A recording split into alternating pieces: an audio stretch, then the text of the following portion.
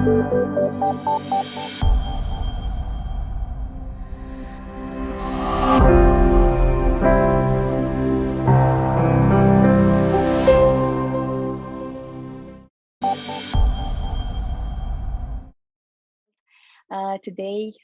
we will start the session by getting to know a bit the people, the humans behind SALTO participation information. Then we'll continue by speaking a bit about the programs and youth participation strategy. Then a moment that we've all been waiting for, the launch of the Youth Participation Toolkit, fresh out of the oven for us all, ready to be used. And then in the second half of our webinar, we'll get the chance to hear about some of SALTO participation information's resources and opportunities for you all, amongst which SALTO Awards 2021, Flagship Projects, Collection, and Participation Pool. It's a lot, as you see, so it's going to be hopefully a very exciting and full of information session for you all. As you participate and as you get a chance to listen and learn more about everything, please have in mind, write down any questions that you might have, because in the end, we'll give some space for this as well, so that all your questions will be answered. So this is what we will do today. To introduce myself, I am Dani, and I will be the facilitator of this event together with Michele and also with Vanda, who is our graphic recorder, who will be doing some amazing graphic recording for us all. Okay, so this is us, the facilitators, and you will also get the chance to meet soon the team. But before we start, we would really love to see who is here in the room with us all. And to do this, I'm going to ask you all to join me in fully arriving here at our webinar. And to do this, please just close your eyes for a second if that's comfortable for you. And take a deep breath in, and maybe an even deeper breath out. And feel your feet on the ground, on the floor.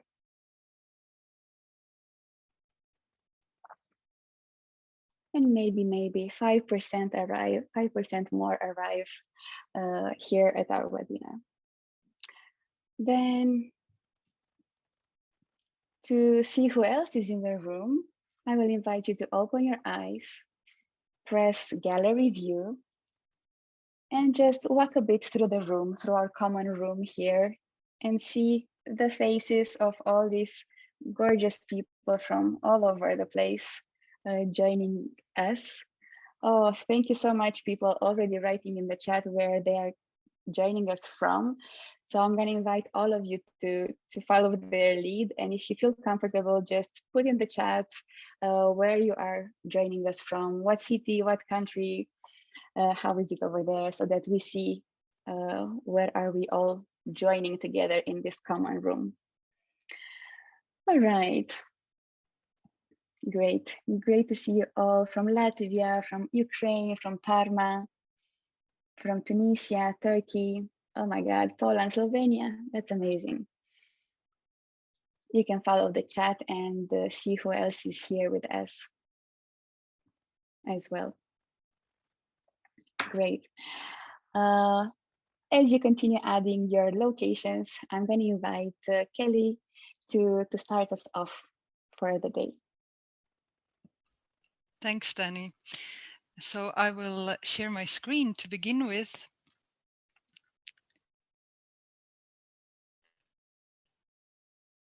So I hope you see it fine.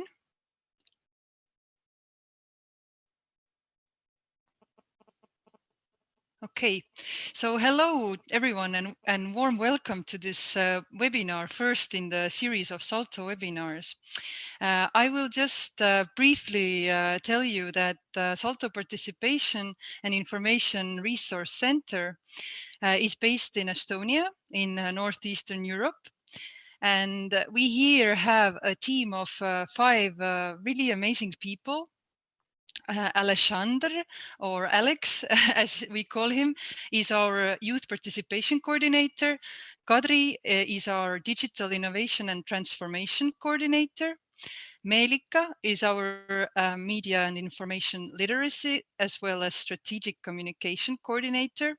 And we also have Alexandra, who is our project officer for TCA, making youth participation visible. And I myself, my name is Kelly, and I am the assistant in the team. So to briefly say that basically, very widely said, our mission is to foster youth participation in Europe, and in some cases, we also like to think that beyond Europe as well, where we can. So when we talk about participation, we of course think of it in a very wide sense, but maybe to be a little bit more specific, we in some way maybe prioritize participation in democratic life. So really to give young people the voice and the opportunity to think along, to voice their opinion about decisions that are being made and that actually affect their lives. So this is the participation that we really strive to fight for and foster. And also to mention that we take a very wide approach to this, because participation is not simply about the democratic life, but obviously the democratic life itself can be problematic. So we also focus on all kinds of issues around participation that might actually hinder young people from participating adequately in decision-making processes.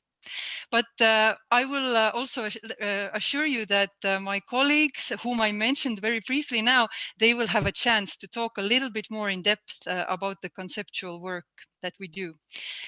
So since I won't be talking much later, I will just introduce myself more. As I said, I'm the assistant in the team, and my work has actually two sides to it. So one side is the administrative side, but there is also a conceptual side. And in my administrative work, I'm the person in the team who takes good care of documentation of all SALTO Pi activities. And I do this with regard to organizational guidelines that we have, and also ethics, really, to ensure a responsible use of public funds, also high quality of services and transparency. On the conceptual side of my work, I would say that revolves around my colleagues' projects, and there I support them with the project planning and implementation as best as I can. Okay, but today, however, I am here actually more as an advocate of our team's amazing ability to be a highly reliable resource center when it comes to participation, information, and digital transformation topics, which we focus on. So in the following presentation, I will actually try and use what I call damning evidence to prove to you, dear viewer, that we possess in our team 5 absolutely essential characteristics to deliver our work and really be a partner that you can truly trust. So buckle up and see the evidence now. So first of all, here you can see a picture of my colleague Melika, where she's some years ago planning an Erasmus Plus application with top-notch technology, as you clearly can see. I think that this proves, without a doubt, that we indeed have a solid curiosity for exploring new topics and innovation within the team. So Melika actually has said about herself that she has always felt closer to animals than humans, but it was perhaps experiences with Erasmus that have made her more interested in people as well. And honestly, when I look at this photo now, it seems to me that it not only piqued her interest in humans, but machines too. Okay, moving on. Here we have Alex, and here he is in Hungary. You can see him on the left side.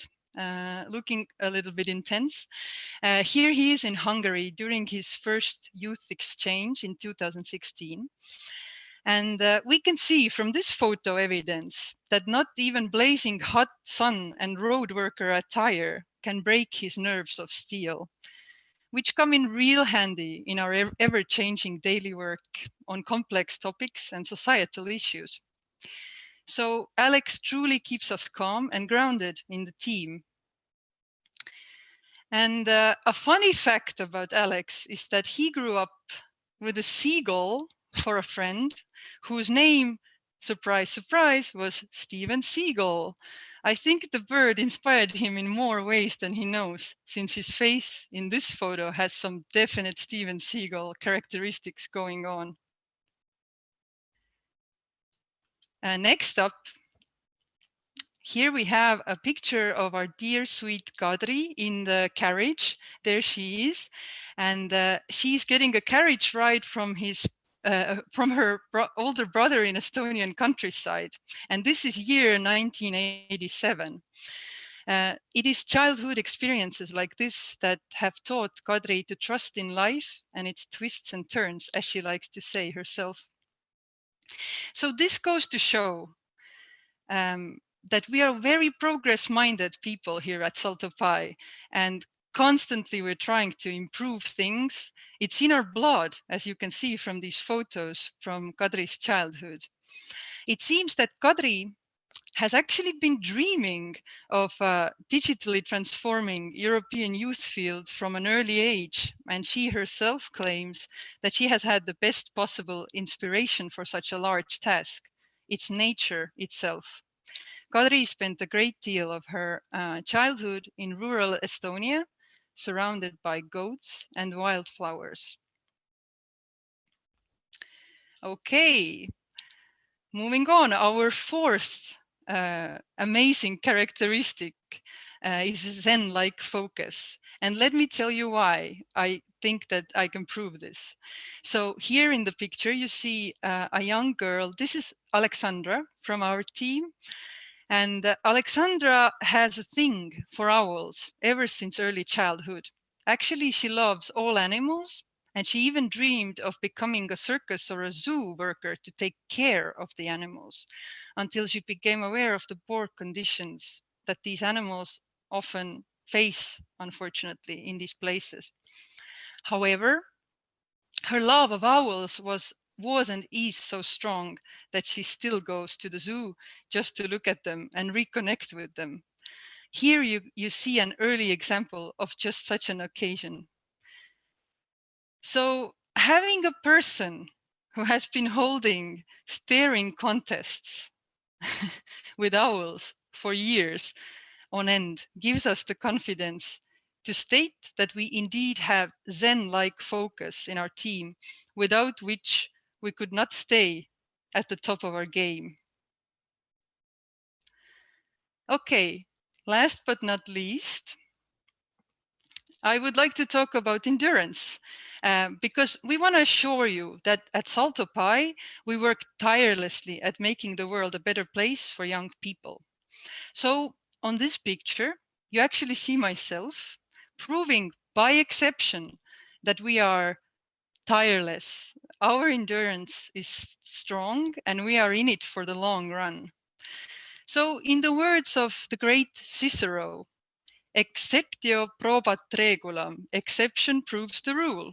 And hey, it looks like we are human after all, and a little rest only makes us able to carry on further.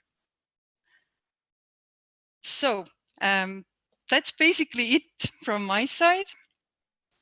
And I would like to hope that by now you are utterly convinced and amazed at our ability to deliver high quality support to the European youth field.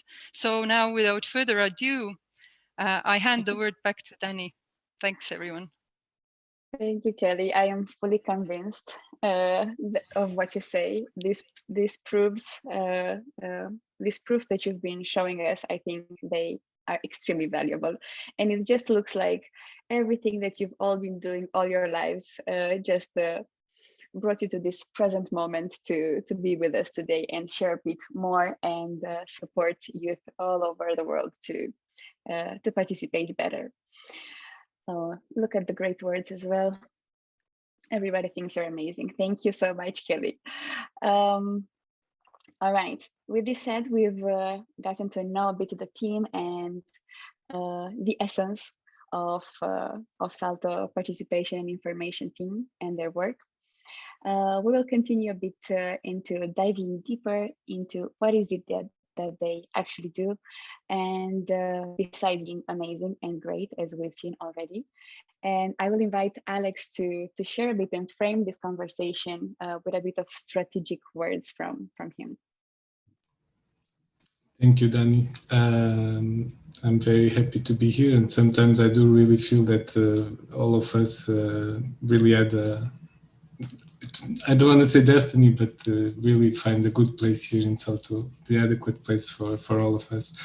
But I'm happy to talk today about the youth participation strategy. So we start to getting a bit more serious. And how it fits the new program cycle with the Erasmus Plus and the European Solidarity Corps programs. I hope you can see. I'm very happy to share the youth participation strategy today. You probably cannot read, but here it says a strategy for enhancing youth participation in democratic life through the Erasmus Plus and the European Solidarity Corps program.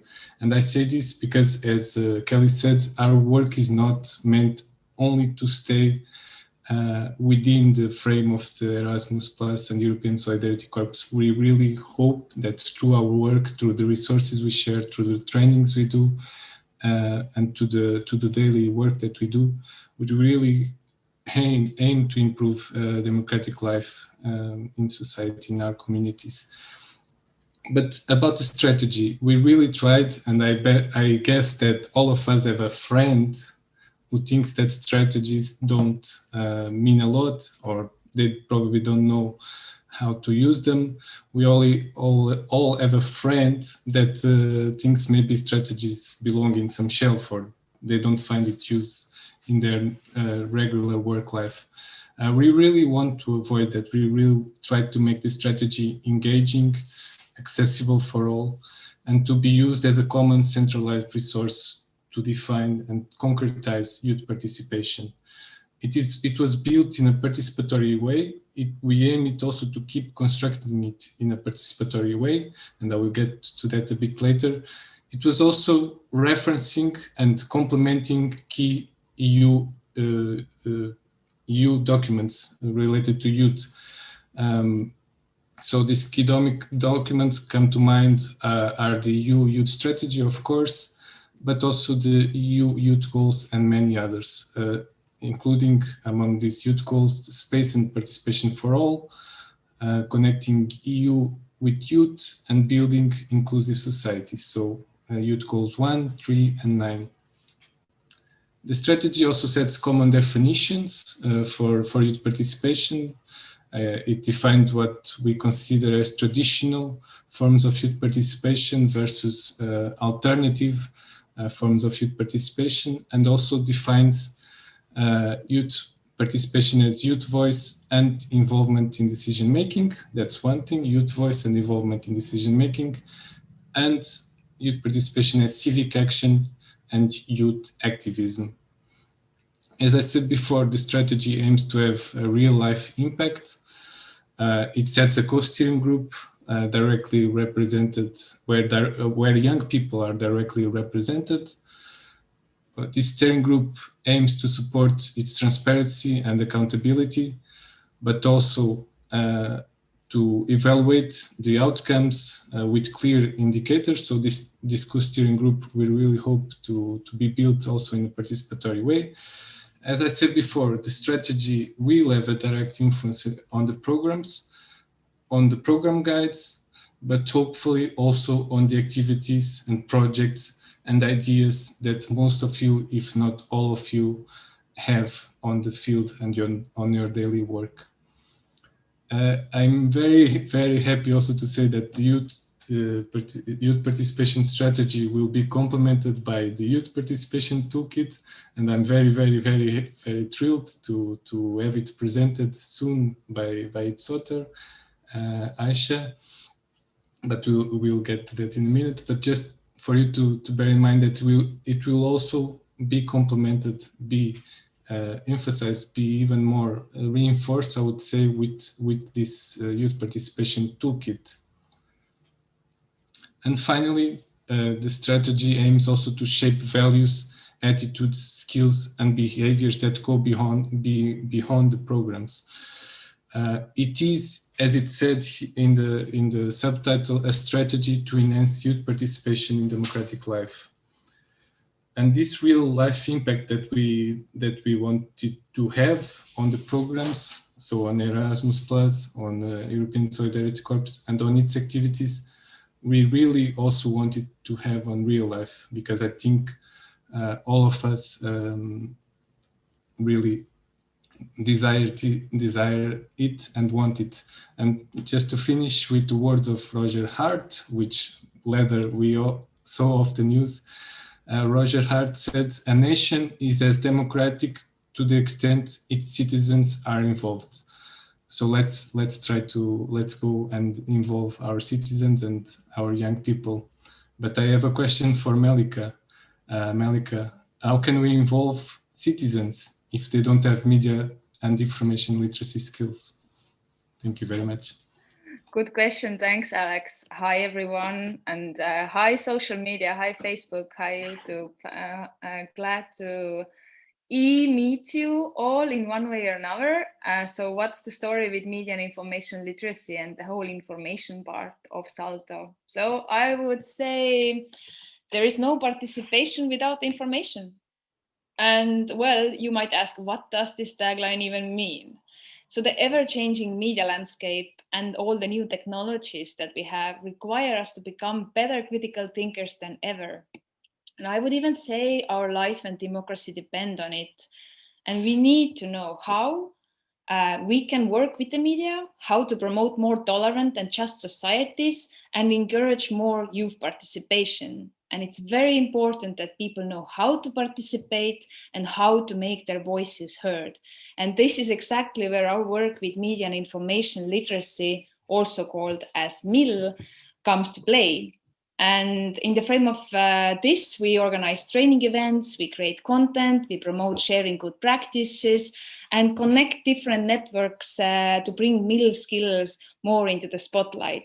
So it's all interlinked with the empowering of youth participation, in fact. And we basically try to give youth field actors the right tools and the right know-how, how to become more active influencers of our society.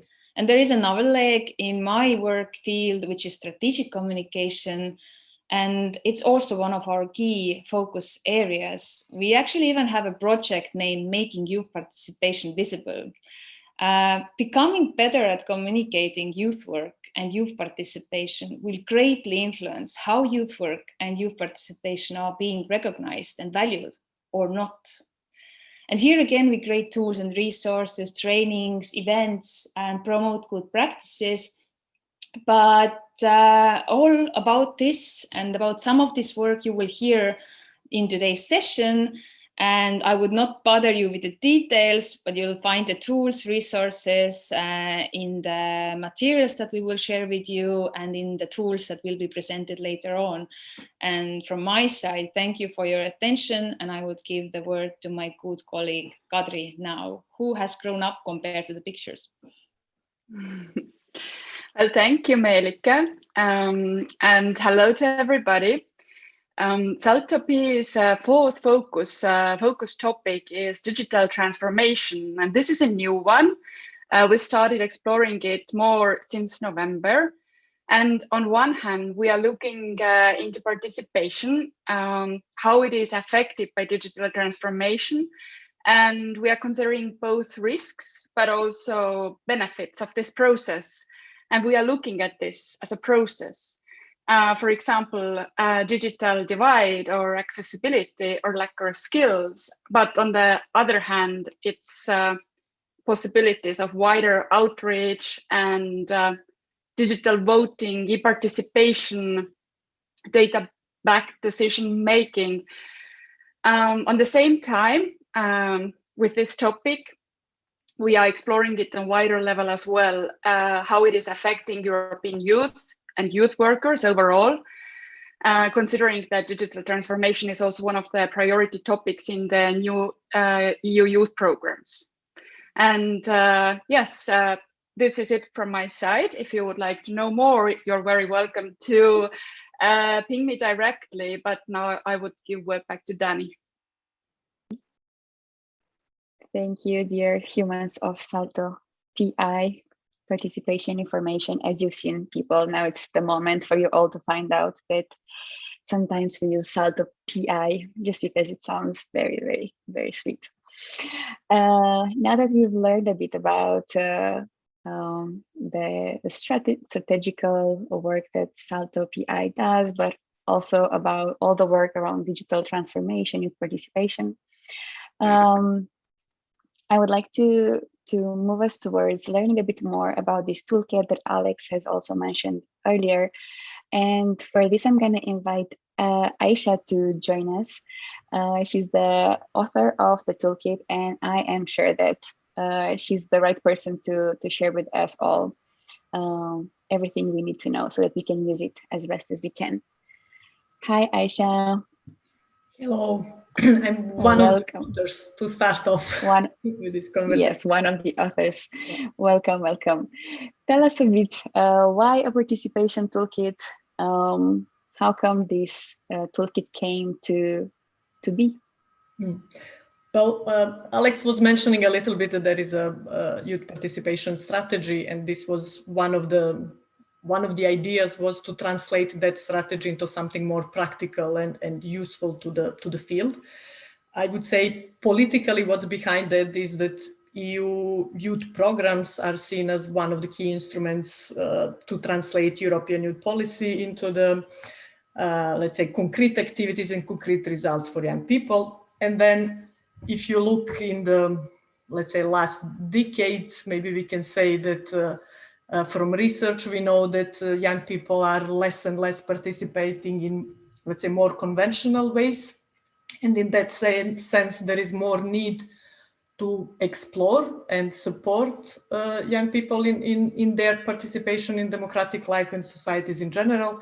But also, I would say, from a youth worker side, to think more or to test different approaches in order to kind of enhance and really support young people's participation. I would say all of those things, and maybe personal note to add there, I think it was about time also to not to take young people and youth participation for granted, but to actually kind of more systematically look into how to support them where they are actually. Yeah, it's about time. You're right. Maybe before I let you take us through the toolkit and let us know some of the most important elements, I'm really curious to learn a bit, and I'm sure everybody else is as well. What was the process behind developing such a toolkit? Because I'm sure it hasn't been an ordinary process. Yeah, tell us a bit about it. Yeah, I think what's important to say, maybe it was all happening during 2020, so very unusual year for many reasons.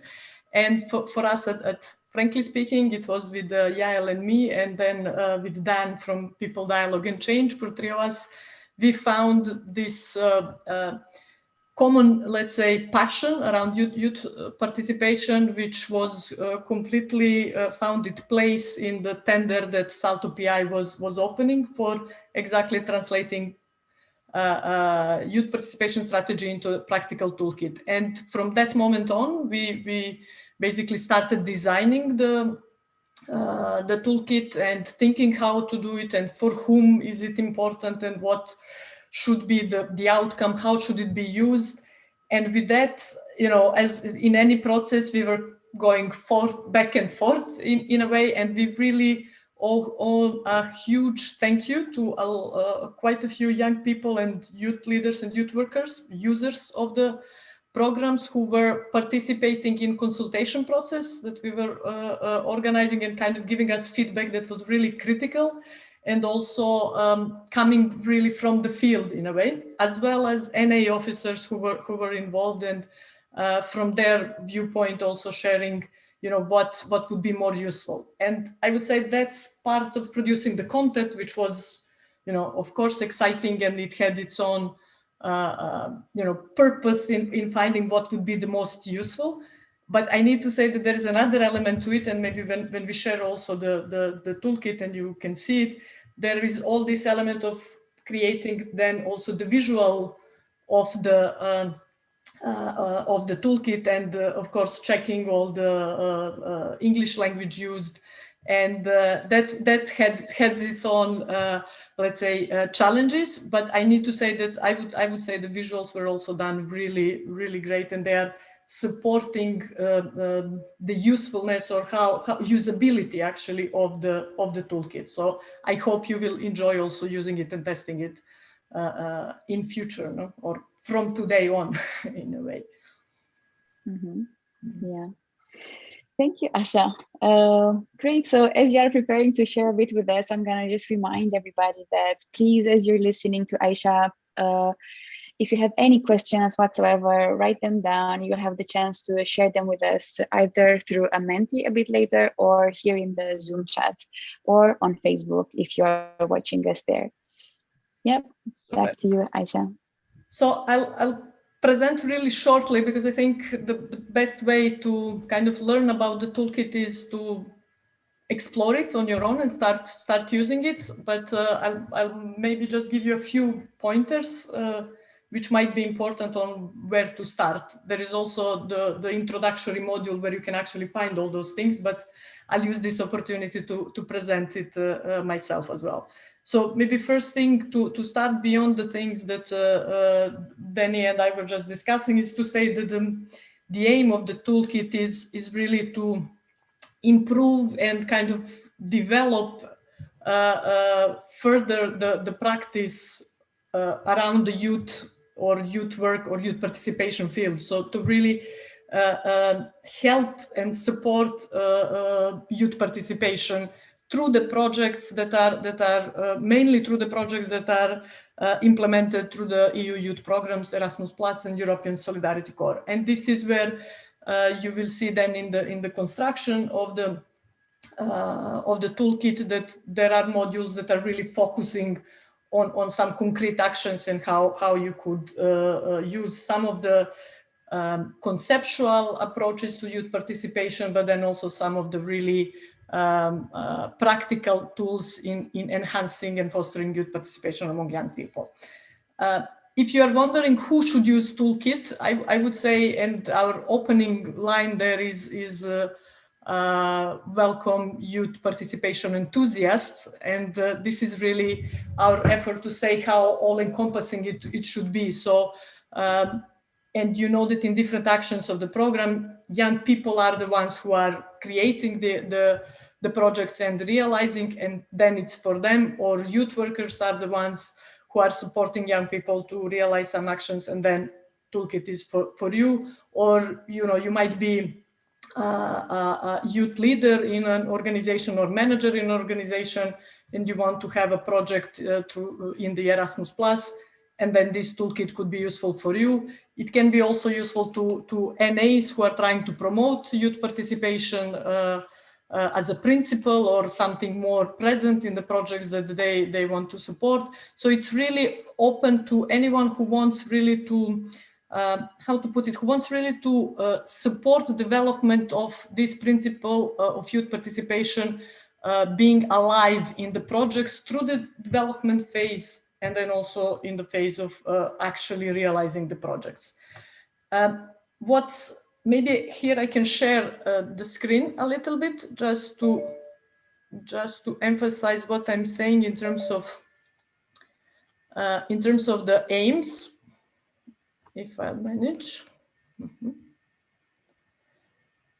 There you go. So improving and developing practice I mentioned, and for whom it is, it's also represented here a little bit more. And exactly, I forgot one thing to mention. The toolkit is designed in such a way that it also offers additional resources and additional information. So we were not looking to create something that actually would be one way how to do things and would be prescribed way of how to support youth participation, but rather offering pointers or thinking areas or critical review tools to actually focus all of us working in the field more on who are young people today and what kind of support they need and what they need and how they feel they should participate. So in this sense, there is a lot of resources available. SALTO PI is also one of the one of the biggest resource pools, I would say, but we were trying to also share more from there. In terms of design of the toolkit, I think it's important to say that it is modular in a sense that you don't necessarily read it as a book or use it as a book, but actually just find the module that is relevant to you and use that one. So we have made the modules in a way that they can stand on their own, even though there are in some modules you will see references to the others where you can just click on the link and be moved to another one if you are using it online, or if printed, then you can find on which one we are saying there is more information. But they are standalone modules. They are focused on the practice. This is what I think it's really important to emphasize. So you will not find in toolkit a lot of theory. There are some concepts that are explained to an extent needed for anyone who would use toolkit to implement them in the practice, but if you're interested in those concepts, we would then recommend reading both, for instance, youth participation strategy, but also some other documents to get into more details into theoretical part of the youth participation. And I think what's important to say is that there are these three key things that we were pushing for and kind of really including in everything in terms of modules, in terms of every module that we were presenting. And these are inclusion and diversity, digital transformations, and sustainability as three key points that are also shared both in the let's say policy level and within the programs as mainstreamed issues of importance. What I think is important to say again in terms of thinking and practice is that what we try to do is to explain and introduce the values of youth participation and to make sure that it is really clear that, you know, we don't end up with formalistic approach to youth participation in a sense of young people are there and that means they are participating, but to really make this effort of offering the opportunities for them and including them in a meaningful manner into the activities and projects which presumably are created by them and for them. I will just share shortly what are the modules so that you know what you can find in the toolkit. So apart from introductory module where you can find some of the things that I was mentioning until now, there are two sets of modules. One set is exactly on concepts and approaches to youth participation, which are more, let's say, more conceptualizing what we are talking about. So how do we understand youth participation and how actually European youth programs and European youth level policy or EU youth level policy understands youth participation and would like it to be enhanced and fostered through those programs. And then there are 4 modules explaining how to promote participation for all young people, and all meaning really in terms of inclusive and diversity approach, how to introduce the principle of learning by doing and supporting young people to actually be the ones who are developing the projects and realizing them, which is connected with also young people leading the projects, and how we, maybe more from the youth worker side, can be this support figure rather than leading figure. And then the final one, which I would say, again, personal experience, was often maybe missing from projects, particularly at European level, is the one about how to make sure that there is a change after the project. So not necessarily only during the project, but that is somehow supported and facilitated also beyond the projects, and kind of that there is domino effect either in communities or with young people. With those conceptual modules, then we had another set of modules which are really connected to the concrete actions from the Erasmus Plus or European Solidarity Corps. And not all of the actions are included, particularly the ones that we were thinking would be useful to have the module on were the ones where we felt it's more entry level for the different young people or youth workers or youth organizations, or the actions with whom we are starting to explore the possibilities of Erasmus Plus in particular. So mobility projects for young people.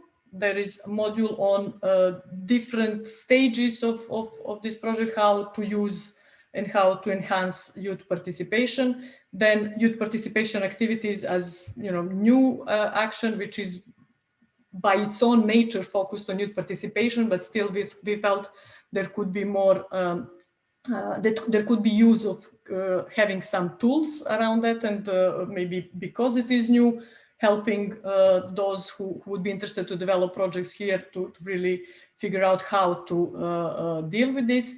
And Discover EU. And Discover EU is, as you know, also something that young people on their own can do and should do in a way. And then this one was also very specific how to approach it and what tools you can find. So it's already also for young people to discover more, if through their interests, they might be more interested to participate in different ways into democratic life of society, either where they are or where they are visiting through the Discover EU activity.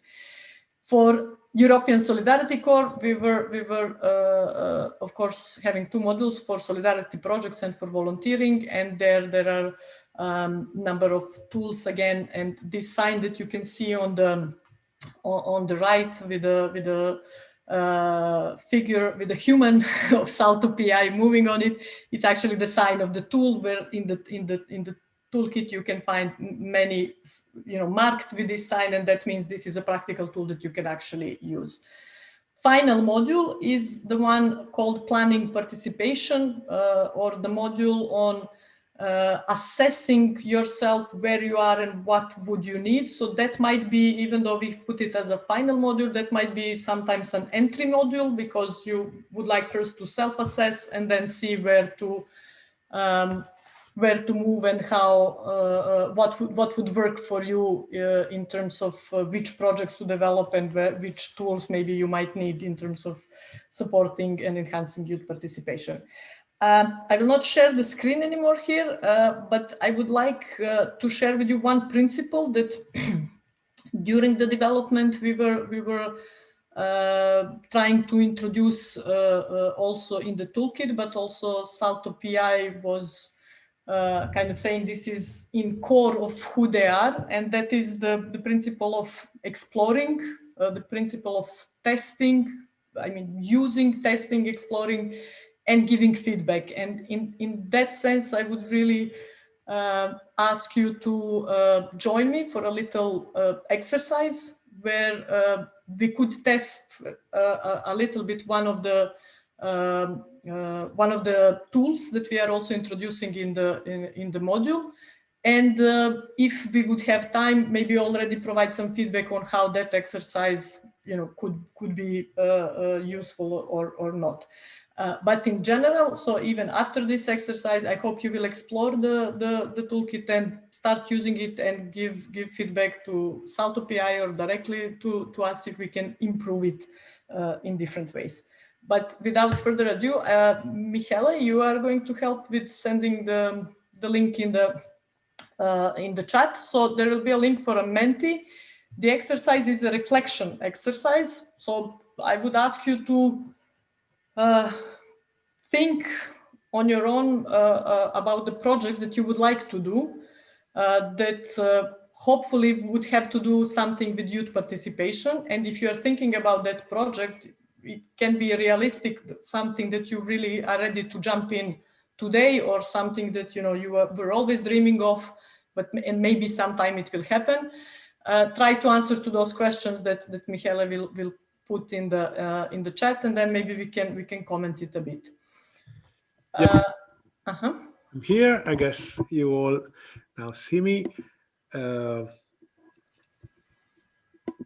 also sharing my screen just to show you what are we talking about here. This is, wow, spoiler, one page from the toolkit. And this is the kind of exercise Aisha was mentioning. So just to assess which kind of project are you dealing with. And these very ideas of pointing it out, we made them digital, and we created a Menti survey.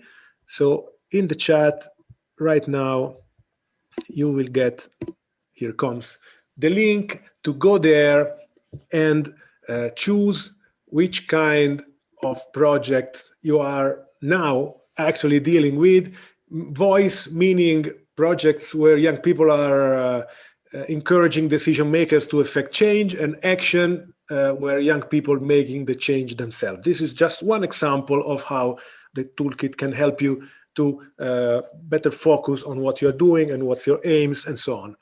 But you have now started answering the Menti, so let's allow a few seconds more to get some more answers so that we can have an idea which kind of activities and projects are you up to, and then maybe we can get back to Aisha and Dani to comment this a little bit more. So let me just share now the results, because they are starting to come. Here they are.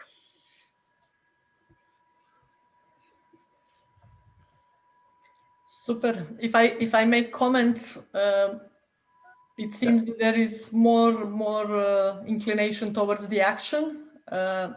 I need to say that both voice and action are really important depending on the context, and I think this is really something to take into account when also deciding on which one. I'm hoping you are also having that into account. But it's really good to see that it seems in more contexts there is more inclination towards action, so where young people would be really empowered to do something on their own, and not just advocating for and asking for. Perfect. Can we move to the next question, Michele? Yes. Let's go maybe stepping forward for one more. I will maybe skip this one and go directly to the third one. So whether the project should be accessible to all, so open to everyone, or creating a space for a group that doesn't often get heard, so just for one specific target group. Let's see what's your idea here.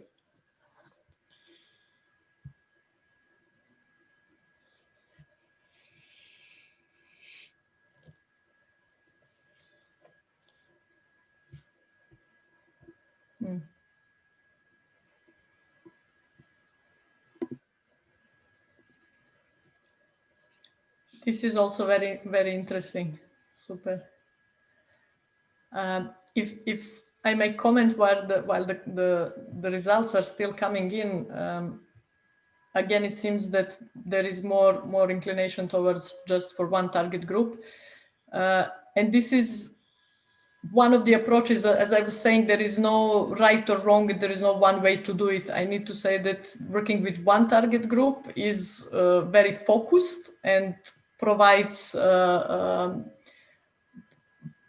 really good focus to that group and kind of empowering them and supporting them. Working with everyone can also be very complex in a sense. And I would say that, you know, that could come at later stages when you actually empower some of the groups in your context that are less empowered.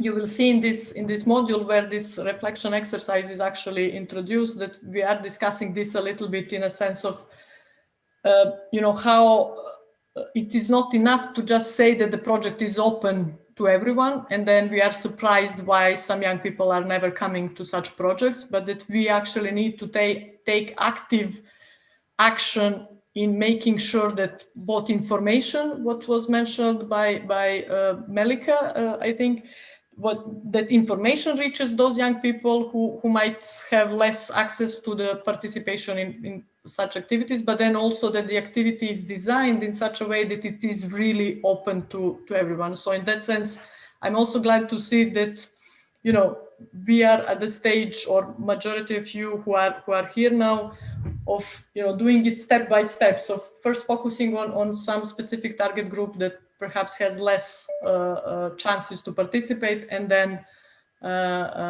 I would hope to see that then you would be ready to have more of, you know, of a more inclusive projects where actually everyone would be there on equal footing.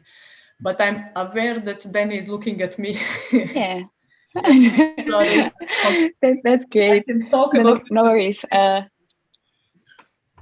Yeah, this was just a way for people to see how they can interact with the keywords. Probably it's going to be fun when they get to do it pen on paper, but also online.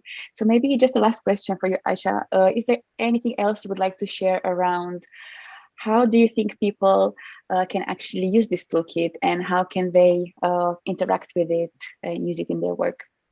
Yeah, so for now it's a PDF which is online. I will share also the link in the chat so you can explore it on your own. The idea was also that SALTO PI would look into ways to make it more interactive, in a sense that already tools you could use in a way how Michele was making it now with Menti, so that, you know, they are not just you print and then use it.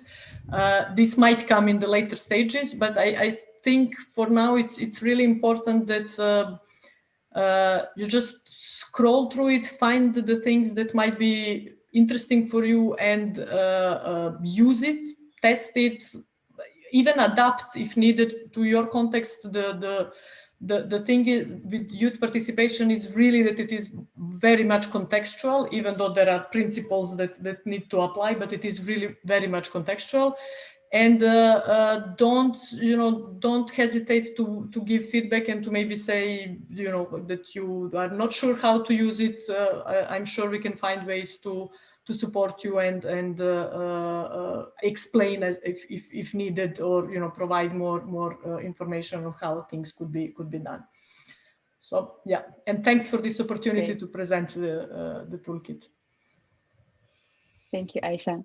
Thank you so much for sharing. And thank you to everybody who has been asking questions in the chat. Please continue to do so. I know it's a lot of information and a lot of exciting things happening here, but please be patient as we still have a few more things left to share.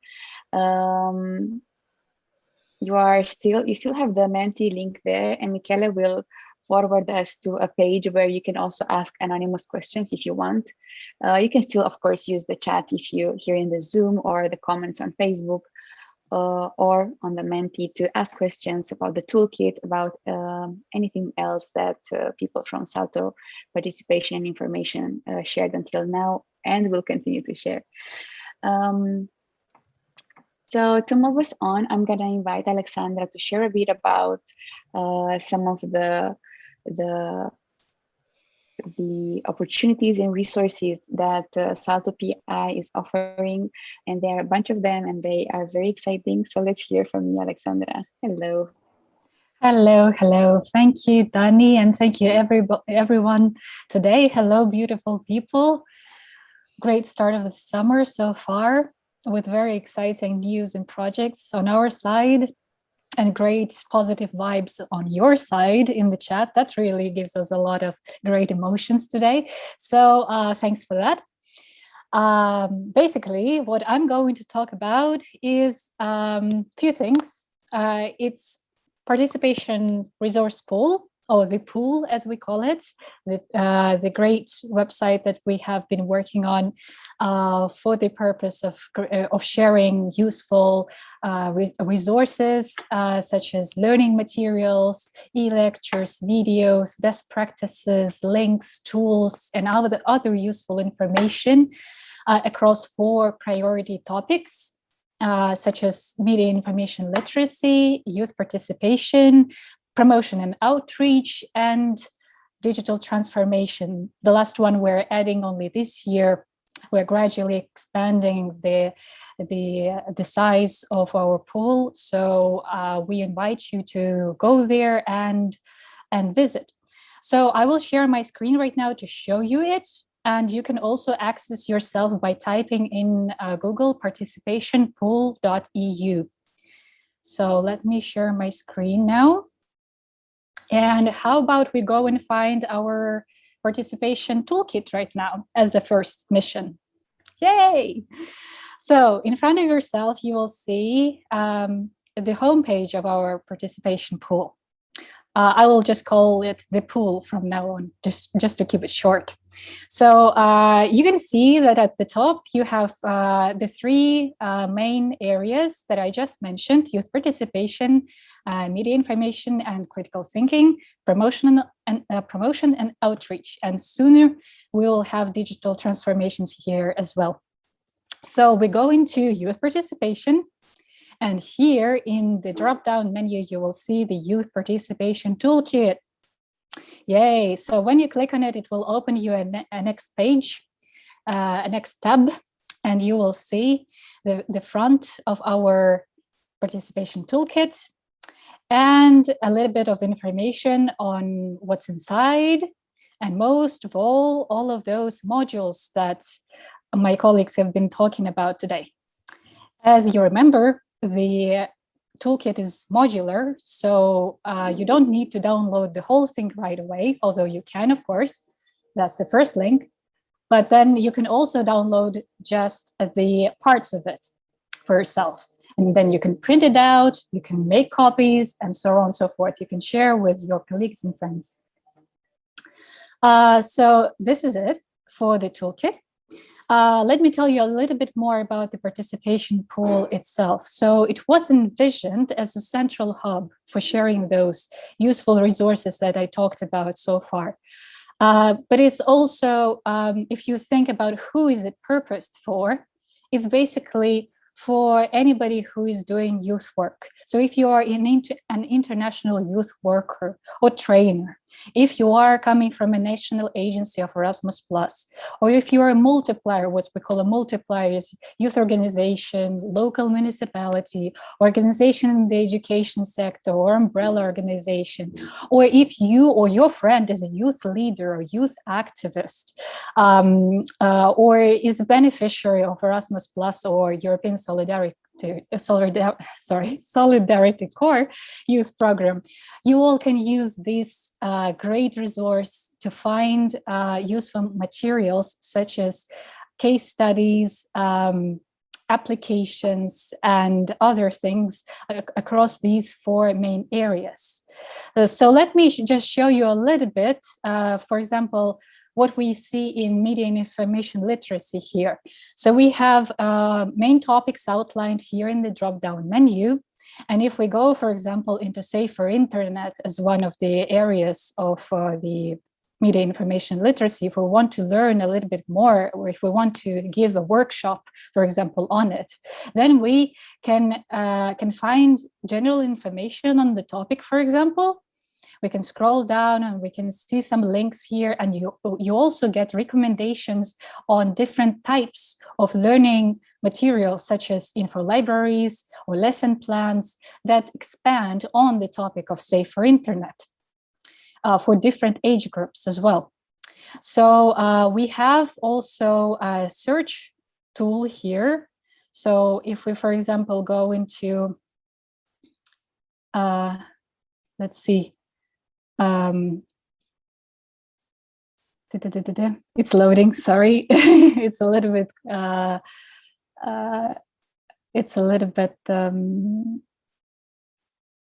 so for example, if we go to view all resources, then you'll be able to search through the filters. You can select, for example, the topic that you want to learn about, then the type of the resource, and it's still loading, and I'm very sorry that it's taking some time, and it looks really a lot better than it is at the moment. Just trust me. But basically you can tick the important aspects to you, for example, the target group, resource accessibility, the resource type you are looking for, and then you will see the found results over here. And so far we have 570 total. So there is plenty to look for. What else do we have here? Well, we have a resource map, for example. Resource map is something that shows you how different countries rank in topics such as voting age and candidacy age and youth progress and political participation. So you can, if you are really into research on different European countries, then you can go here and see few details. What else do we have here? One of the most exciting things that I wanted to share with you is the Flagship Projects collection. The Flagship Projects collection is intended to be a compendium of great resources, great projects initiated by young people and also youth workers to encourage and foster youth participation in different areas. So they took place in the programs of Erasmus Plus and European Solidarity Corps.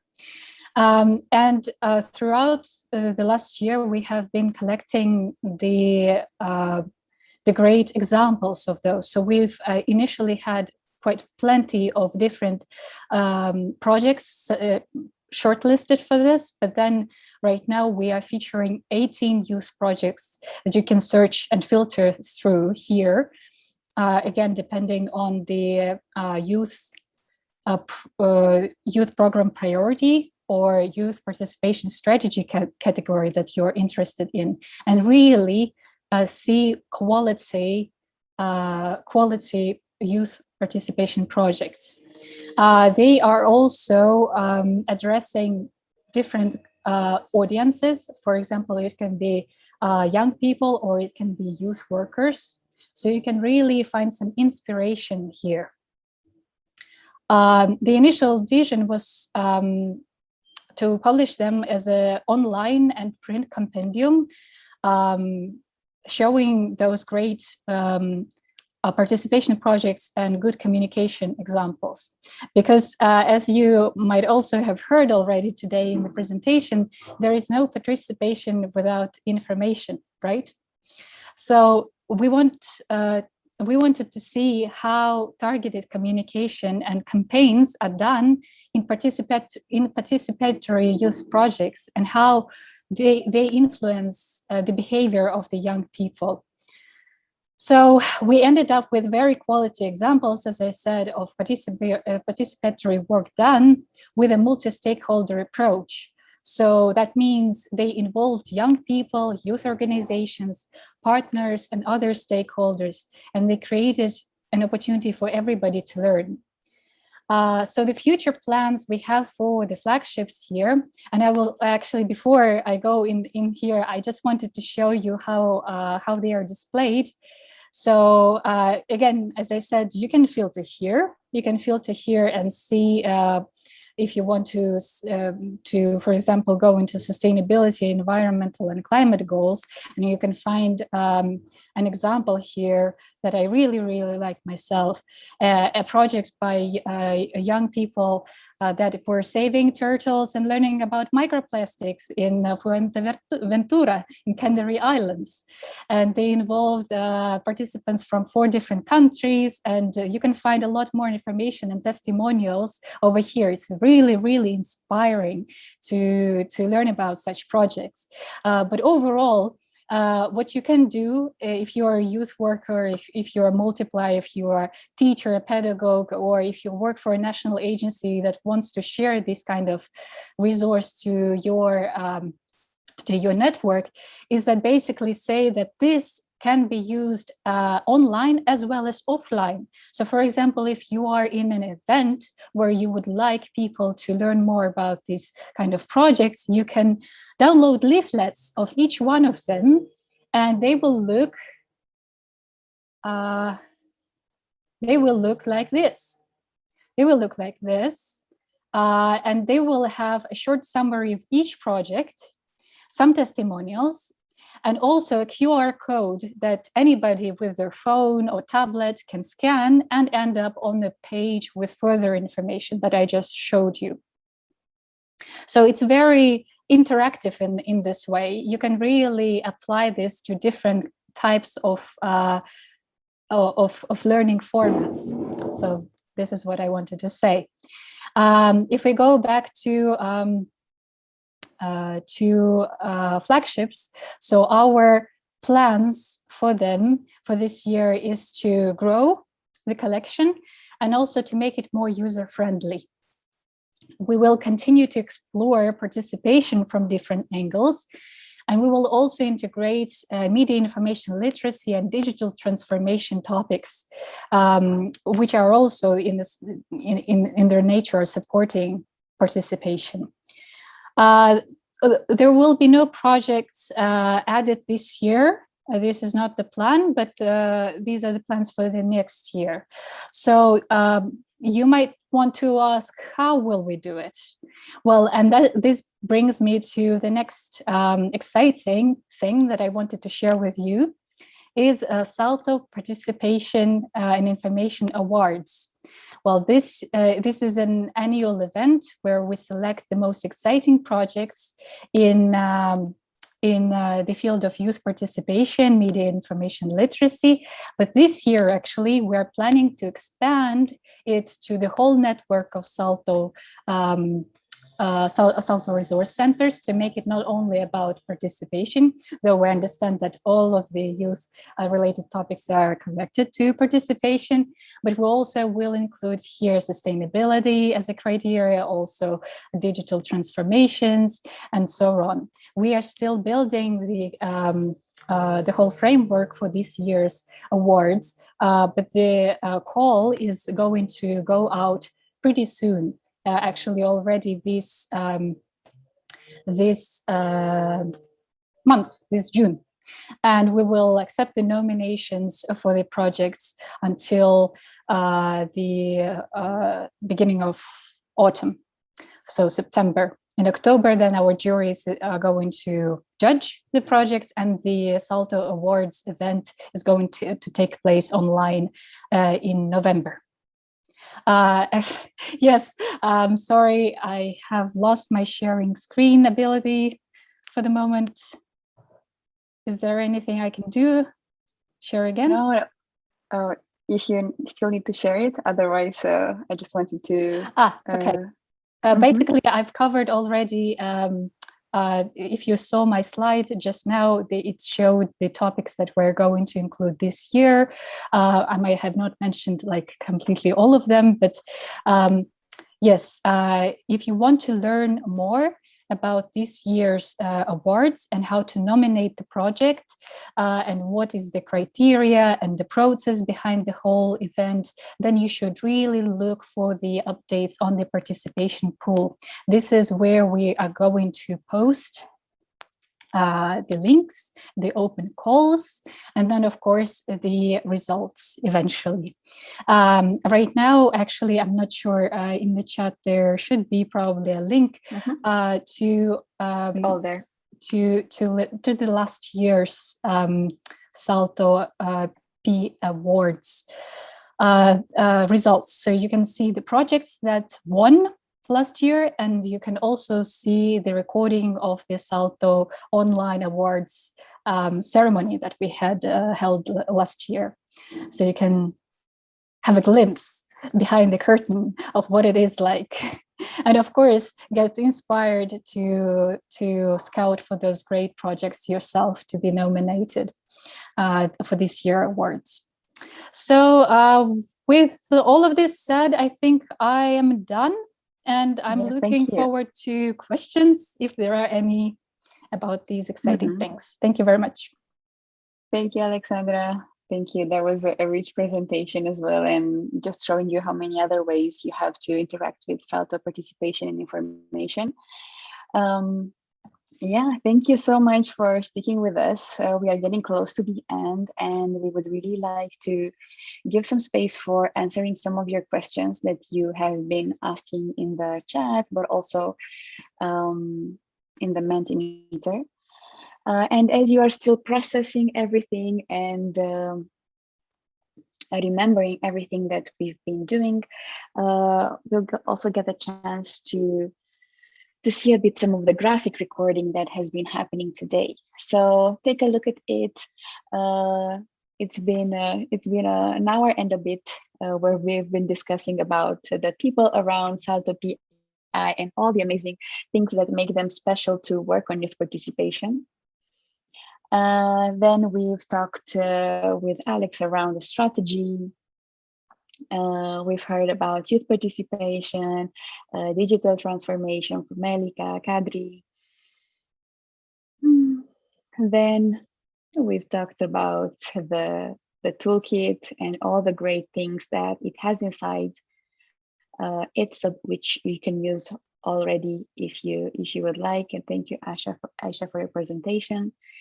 And then last but not least, we've heard about the awards, the resource poll, and the flagship projects from Alexandra.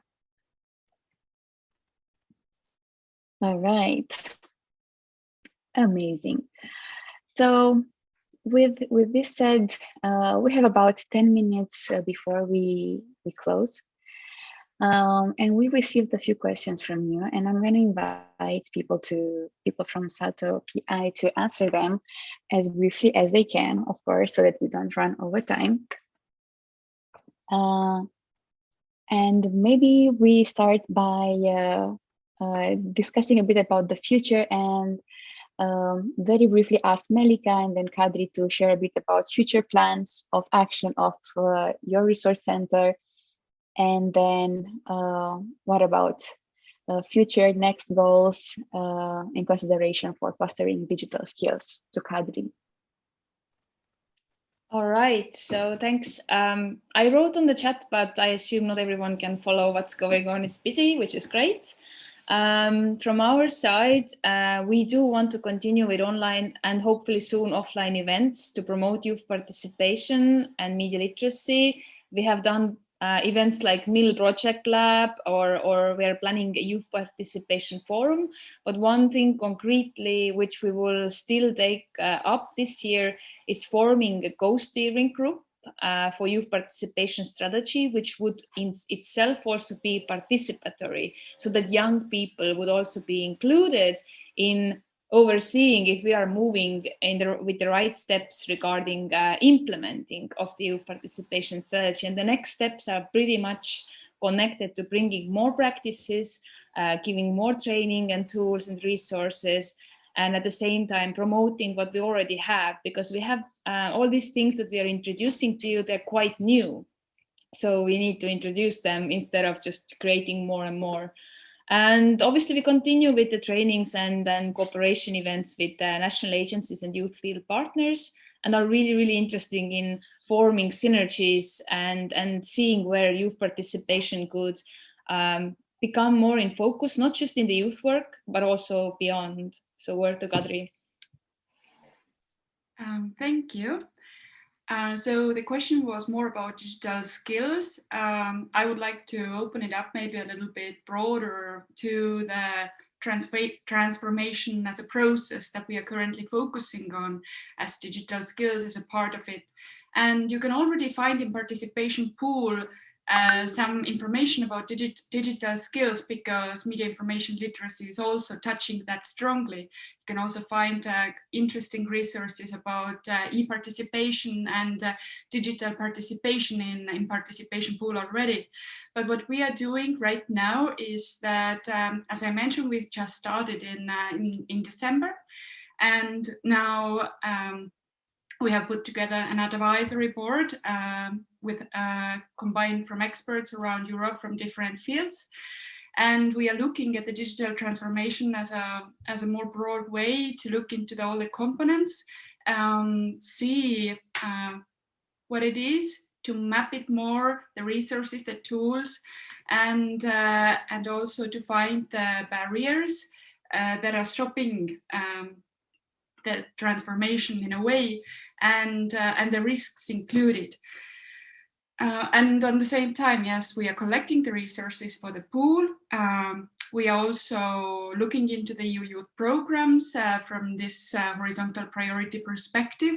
And we are going to focus on finding or defining to find more quality projects created through this priority. And for that, we are also adding one of those topics to SALTO awards, and look more deeply into the guidelines. And next year, we will build on those more strategic and theoretical gatherings, and maybe plan some more practical approaches on top of it as well.